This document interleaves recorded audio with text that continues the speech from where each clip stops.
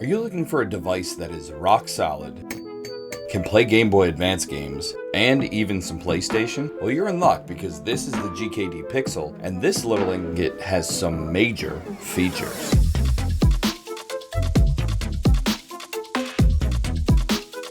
Before we look at this little device, we are giving away an AmberNIC RG556 in June. All you have to do is be subscribed and take a look at the community tab at the end of June to see if you've won. Now on to the Pixel. This thing is such a little brick. It is a tiny little brick to boot, and everything feels just extraordinarily premium because of how big the device is and what it's made out of, which is aluminum. And with that premium feel, it better come with premium buttons, so let's look at those. And premium this thing is, it comes with a 2.4-inch 320 by 240 pixel screen, a 1300 milliamp hour battery, and the full aluminum housing, which makes it feel very rugged and easily thrown into your bag. And while it's in your bag, you're going to be thinking about these buttons, which it has ABXY buttons that are squishy and not clicky, but make a nice tactile sound when released, hitting the metal shell, so it sounds like little clacks of a keyboard. Start and select buttons that are clicky and not squishy. A D-pad that is squishy and not clicky. On the left side of the device, we have a volume rocker that is clicky and not squishy, in addition to a notch for an SD card slot. On the right-hand side of the device, we have a power button that is clicky and not squishy, in addition to a menu button that is also clicky and not squishy. This also has the LED indicator lights on this side, which look very cool, but they didn't use the correct fiber optics to port the light to the entire piece of the plastic, so it does look like you can definitely see that the light is there's a hot spot on the light. It doesn't fill the entire piece of plastic where you would see the battery indicator. It is a super cool idea though. They just slightly missed this one. On the bottom of the device, we have headphone hole, USB-C jack, and then a speaker grill that actually gets incredibly loud. Due to this metal housing, I'm pretty sure all of the sound can only come out the bottom of this device, so it actually sounds pretty loud for how small this is. And they added a nice mesh grill on the holes so that no junk gets in there. On the top of the device, we have the L1, L2, R1, and R2 trigger buttons. Their trigger buttons are clicky and not squishy, and they just meld into the top of the device. On the back of the device, we have a nice textured grip, in addition to the Pixel logoing, and also a little loop if you'd like to put a keychain on this. This thing's hardware is just fantastic,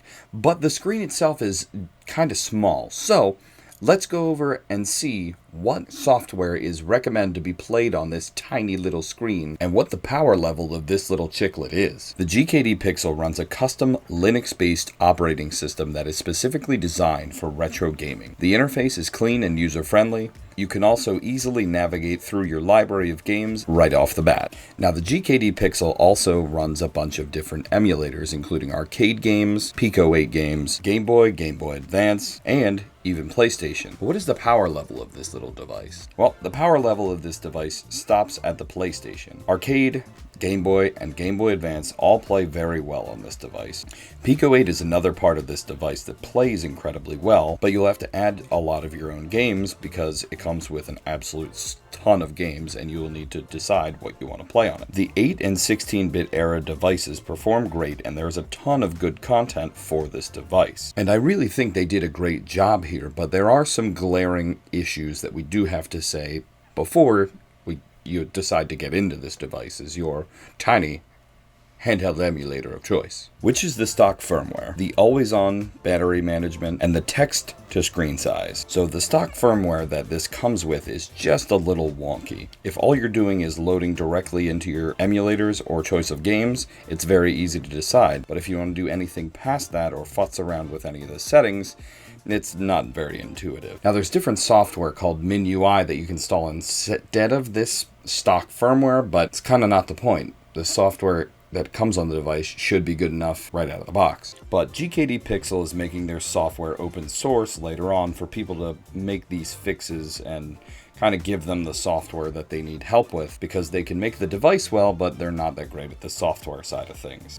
Moving on to the next issue, which is the battery management. It is not that great. It is one of those, you click it and it turns off the screen but leaves the device running type of resumes, which is not that great. This is one of those software issues that with better firmware would fix this. When it clicks it and you want to just put it in your pocket, That's kind of all you need to do. You don't need it to be sitting there spending energy doing nothing. And it gets hot while doing this, so it is an issue. And I think this is a relatively large issue because it's critical to the device. You want to pick it up, play it, be able to hit resume, and then just throw it back in your bag. Maybe you're getting off the metro or something. It's kind of an important part of this device. And the last thing I have a complaint with is the text size to screen base ratio. So if you're playing a game that doesn't really match up with the text size, it may be really hard to see because that screen is kind of tiny. So if you're not used to the game or you don't know what you're going through, you may have issues reading this text. Now you can change this into menu software, which I've done here to get the menus to be a little bit larger, which I think makes the device feel a little bit easier on the eyeballs. And if you're just getting this for something like Pokemon, all of that was easy to read on this device on the Game Boy, Game Boy Color, and Game Boy Advance games, so I wouldn't worry about that. Now these are a bunch of different gripes for a device that I actually think is very nice. If you're mainly getting this to play a few different Game Boy Advance games that you haven't played in a long time, this is great. It's also an incredibly small form factor, so playing this one-handed is actually a really cool option as well. You know, one hand for Pokemon, the other hand for playing Xbox, dual gaming. But this brings us to the point of, is the GKD Pixel worth it for the $80? And I absolutely think it is, if you are looking for a small, premium, pocketable device that you are going to be playing the things that actually run on this game console. It combines a nice design with modern functionality, and its performance is just fine. It gets up to the PS1, and the body is super rugged. I do wish that their logo wasn't on the front bottom bezel of the screen, which is kind of annoying because you're always looking there, but that's just me. And of course, it's not without its limitations. That screen size is going to be a turnoff for some people, but it may be a practicality point for others. And this won't replace your main gaming console. It's going to be in addition to that one. But for what it is, a pocket-sized retro gaming machine, I really think it does this job wonderfully.